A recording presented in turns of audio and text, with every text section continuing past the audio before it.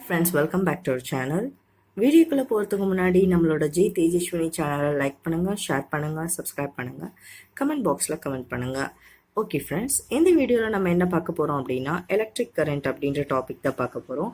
So நம்ம ரெகுலராக ஒவ்வொரு டாபிக் பார்க்குறோம் அப்படின்ற வகையில் இன்றைக்கி நம்ம எலக்ட்ரிக் கரண்ட் பார்க்க போகிறோம். மேட்டர் அப்படின்றது எதால் மேட் ஆயிருக்குன்னு பார்த்தோன்னா ஆட்டம்ஸ். ஒவ்வொரு ஆட்டம்லேயுமே நம்மளுக்கு பாசிட்டிவ் சார்ஜ் நியூக்ளியஸ் இருக்கும், அதோட நெகட்டிவ் சார்ஜ் எலக்ட்ரான்ஸ் இருக்கும். நெகட்டிவ் சார்ஜ்னாலே எலக்ட்ரான்ஸ்.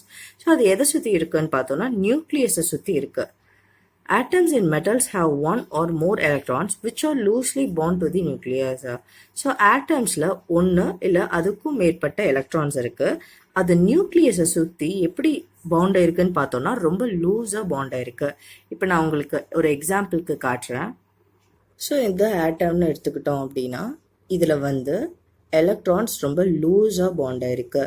ஸோ இந்த மாதிரி லூஸாக பாண்ட் ஆயிருக்க எலக்ட்ரான்ஸை நம்ம ஃப்ரீ எலக்ட்ரான்ஸ் அப்படின்னு சொல்கிறோம். இதை ஆட்டம், இதுதான் ஒரு ஆட்டம். இதிலிருந்து நம்ம ஈஸியாக இந்த எலக்ட்ரான்ஸை டிட்டாச்சும் பண்ண முடியும். The substances which have an abundance of free electrons are called conductors. Okay, conductors இன்சுலேட்டர்ஸ்னால் முதல்ல என்னன்னு பார்த்தோன்னா, கண்டக்டர்ஸ் அப்படின்னா எலக்ட்ரிசிட்டியை ஈஸியாக பாஸ் பண்ண முடியும். அதுவே இன்சுலேட்டர்ஸ் அப்படின்னா நம்மளால் எலக்ட்ரிசிட்டியை பாஸ் பண்ண முடியாது. ஃபார் எக்ஸாம்பிள் வுட்டு, பிளாஸ்டிக்ஸ் இதெல்லாம் சொல்லலாம் இன்சுலேட்டருக்கு. கண்டக்டர்ஸ்க்கு நம்ம நார்மலாகவே ஒயர்ஸ் அது எல்லாமே சொல்லலாம். இப்போ கண்டக்டர்ஸ் அப்படின்னு பார்க்கும்போது ஒரு சப்ஸ்டன்ஸில் நிறைய அபண்டன்ஸ் ஆஃப் ஃப்ரீ எலக்ட்ரான்ஸ் இருந்தது அப்படின்னா அதுதான் நம்ம கண்டக்டர்ஸ் அப்படின்னு சொல்கிறோம். இந்த ஃப்ரீ எலக்ட்ரான்ஸ் என்ன பண்ணுதுன்னு பார்த்தோம்னா ரேண்டமாக மூவ் ஆகுது. அதுவும் அட் ஏ கிவன் டெம்பரேச்சர், ஒரு பர்டிகுலர் டெம்பரேச்சரில் ரேண்டமாக மூவ் ஆகுது இந்த free electrons. In general, due to this random motion, there is no net transfer of charges from one end of the conductor to the other end and hence no current in the conductor. So இந்த மாதிரி random மோஷனில் நம்மளுக்கு transfer of charges நடக்குமா அப்படின்னா கண்டிப்பாக நடக்காது. So charges transfer ஆகலை அப்படின்றதால நம்மளுக்கு அந்த இடத்துல எலக்ட்ரிசிட்டி இருக்காது. அதாவது hence there is no current in the conductor. இந்த இடத்துல ஒரு குட்டி எக்ஸாம்பிள் சொல்லியிருக்காங்க. அதாவது the mass move from higher gravitational potential to lower gravitational potential. Likewise, positive charge flows from region of higher electric potential to region of lower electric potential and negative charge flows from the region of lower electric potential to the region of higher electric potential. So battery or electric cell simply creates potential difference across the conductor. இப்போ ஒரு example நம்மளுக்கு கொடுத்துருக்காங்க. First example பார்க்கலாம். இந்த இடத்துல நம்மளுக்கு பொட்டன்ஷியல்னா அந்த points கவனிங்க. இந்த பாயிண்ட்டையும் இந்த பாயிண்ட்டையும் கவனிச்சிங்கன்னா அது ஒரு ஸ்ட்ரெயிட் லைனாக இருக்குது. ஸ்ட்ரெயிட் லைனாக இருக்கும்போது அது எப்படி இருக்குது, நம்மளுக்கு ஈக்குவலாக இருக்குது. இந்த இடத்துல வாட்டர் ட்ராப்லெட்ஸ் இருக்க மாதிரி பாருங்கள். இப்படி ஈக்குவலாக இருக்கும்போது நம்மளுக்கு வாட்டர் ஃப்ளோ ஆகுமா? அதாவது இப்படி வரதான் வாய்ப்பு இருக்கே தவிர இப்படிலாம் கீழே இறங்க முடியாது. அதாவது ஈக்குவல் பொட்டன்ஷியல் இருக்கும்போது வாட்டர் அப்படின்றத நீங்கள் கரண்ட்டாக அசியூம் பண்ணிக்கோங்க. ஸோ அப்போ நம்மளுக்கு கரண்ட் ஃப்ளோ ஆகுமா? ஆகாது. அதுவே இப்போ ஹையர் பொட்டன்ஷியல்லேருந்து லோயர் பொட்டன்ஷியலில் பார்க்கும்போது இது வாட்டர்னு கன்சிடர் பண்ணிக்காதீங்க, கரண்ட்டுன்னு கன்சிடர் பண்ணிக்கோங்க. அப்போ நம்மளுக்கு ஃப்ளோ ஆஃப் கரண்ட் அப்பியர் ஆகும். ஸோ அதுதான் இந்த ரெண்டு டயக்ராமில் சொல்லியிருக்காங்க. இப்போ உங்களுக்கு இந்த பேராகிராஃப் நல்லா புரிஞ்சிருக்கும். இதை நம்ம ஆல்ரெடி 11th வால்யூம் 2 யூனிட் 6 படிச்சிருக்கோம். அதாவது the mass move from higher gravitation potential to lower gravitation potential. இது ஒரு எக்ஸாம்பிளாக சொல்லியிருக்காங்க. அதே மாதிரி கீழே ஒரு எக்ஸாம்பிள் கொடுத்துருக்காங்க. அந்த எக்ஸாம்பிளில் நம்மளுக்கு ஒரு காப்பர் ஒயர் கொடுத்துருக்காங்க. இதை NA அண்ட் B அப்படின்னு எடுத்திருக்காங்க. இதில் ஒரு எலக்ட்ரிக் பொட்டன்ஷியல் பாஸ் பண்ணும்போது நம்மளுக்கு இந்த இடத்துல கரண்ட் அப்பியர் ஆகுமா அப்படின்னா கண்டிப்பாக ஆகாது. ஏன்னா இந்த இடத்துல இந்த ஒயர் நம்ம கன்சிடர் பண்ணிக்கிட்டோம் அப்படின்னா அதில் நிறைய எலக்ட்ரான்ஸ் இருக்கும். அதில் flow of electron, free electrons இருக்கிறதால நம்மளுக்கு அந்த இடத்துல கரண்ட் பாஸ் ஆகாது. அதை தான் நம்ம மேலே படித்தோம். There is no net transfer of charges from one end of the conductor to the other end and hence no current is the conductor. இப்போ நம்மளுக்கு ரேண்டம் மோஷனில் இருக்கும்போது நம்மளுக்கு சார்ஜஸ் ட்ரான்ஸ்ஃபர் ஆகலை, அதனால நம்மளுக்கு கரண்ட்டும் இல்லை. அதுதான் இந்த இடத்துல சொல்கிறாங்க காப்பர் ஒயரை யூஸ் பண்ணி. அதுவே இந்த இடத்துல ஒரு பேட்டரி கொடுத்துருக்காங்க. இப்போ A அப்படின்ற பாயிண்ட்டை நான் ஹையர் எலக்ட்ரிக் பொட்டன்ஷியலாகவும் B அப்படின்ற பாயிண்ட்டை லோவர் எலக்ட்ரிக் பொட்டன்ஷியலாகவும் வச்சுக்கிறேன். ஸோ இந்த இடத்துல இப்படி ஹையர் லோயராக இருக்கும்போது நம்ம முன்னாடி என்ன பார்த்தோம், ஃப்ளோ ஆஃப் கரண்ட் இருக்கும் கண்டிப்பாக.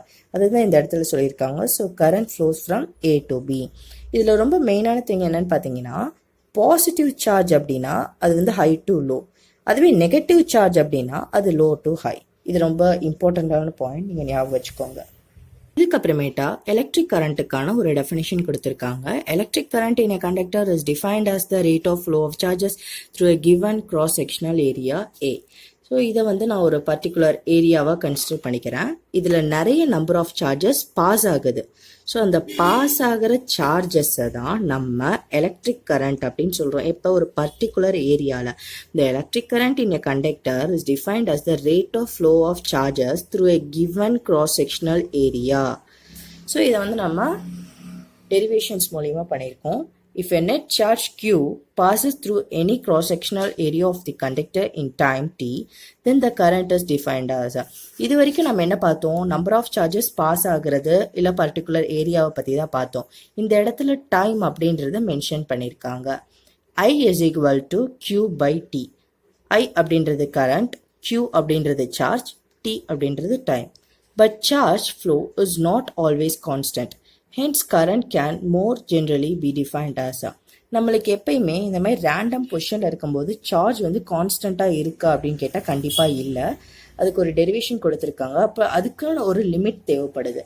அந்த லிமிட்டை தான் நம்ம இந்த இடத்துல அப்ளை பண்ண போகிறோம். என்னன்னு கொடுத்துருக்காங்க, I average is equal to del Q by del T. இந்த del Q அப்படின்றது amount of charge that passes through the conductor at any cross section during the time interval. இந்த Q அப்படின்ற சார்ஜ் எப்போ pass ஆகுதுன்னு பார்த்தோன்னா ஒரு particular time இன்டர்வல்ல தான் pass ஆகுது. அதுதான் del T. If the rate at which charge flows change with time. So charge flow ஆக டைம் சேஞ்ச் ஆகுது. இதை இன்னும் ரொம்ப சிம்பிளாக சொல்லணும்னு பார்த்தோன்னா, இந்த இடத்துல நான் 20 சார்ஜஸ் எடுத்துக்கிறேன். அதாவது அந்த சார்ஜ் பாஸ் ஆகிறது 20 அப்படின்னும், டைம் அதை எடுத்துக்கிற டைம் 5 செகண்ட்ஸ் அப்படின்னு எடுத்துக்கிறேன். அப்போ 5 செகண்ட்ஸில் 20 சார்ஜஸ் பாஸ் ஆகும்போது நம்மளுக்கு டோட்டலாக எவ்வளோ கிடைக்கும், 4 ஆம்பையர் அப்படின்றது கரண்ட்டோட யூனிட். அதனால் நான் 4 ஆம்பையர்னு போட்டிருக்கேன். இப்போ உங்களுக்கு இந்த ஃபார்முலா ரொம்ப ஈஸியாக இருக்கும். இப்போ I is equal to நம்ம லிமிட் அப்ளை பண்ணுறோம், del Q by del T. del Q del T அப்படின்றது dQ by dtன்னு எடுத்துக்கிறேன். So SI unit of current என்ன, ஆம்பையர். 1 ஆம்பையரை நம்ம எதுக்கு ஈக்குவல் பண்ணுறோம் அப்படின்னா 1 coulomb by 1 second. So electric current அப்படின்றது ஒரு மேக்னிடியூட் அப்படின்றதால நம்ம அதை ஸ்கேலார் குவான்டிட்டி அப்படின்னு சொல்கிறோம். இது ரிலேட்டடான ஒரு ப்ராப்ளம் இருக்குது, அதையும் பார்த்துடலாம். Compute the current in the wire if a charge of 120 C is flowing through a copper wire in 1 minute.